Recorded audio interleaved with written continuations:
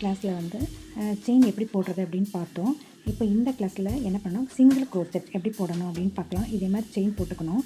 Chain போட்டுட்டு நீங்கள் வந்து இந்த ஹோல் அப்படி விட்டுட்டு ஃபஸ்ட்டு வந்து சிங்கிள் க்ரோச்செட் போடுறதுக்கு ஃபஸ்ட்டு ஒரு செயின் போட்டுக்கணும்.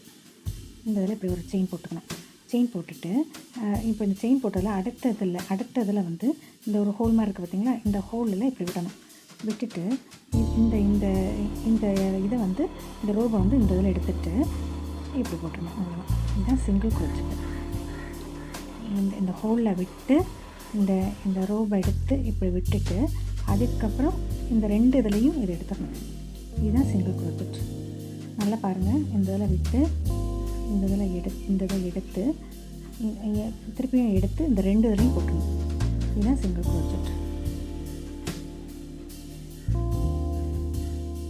நல்லா பார்த்துக்கோங்க. இந்த இதில் விட்டு இதை எடுத்து இதுதான் சிங்கிள் க்ரோச்செட்.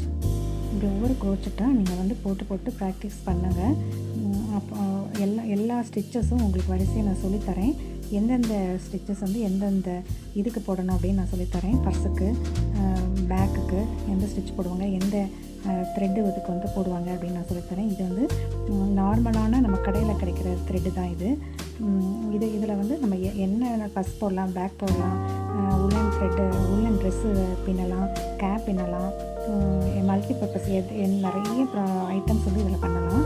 இந்த மாதிரி நீங்கள் போட்டு பாருங்கள். இந்த சிங்கிள் க்ரோச்செட்டு, இந்த ஸ்டிச்சஸுக்கு பேர் வந்து சிங்கிள் க்ரோச்செட்டு.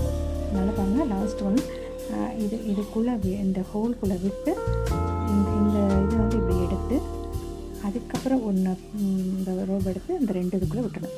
இதுதான் சிங்கிள் க்ரோச்செட். நன்றி.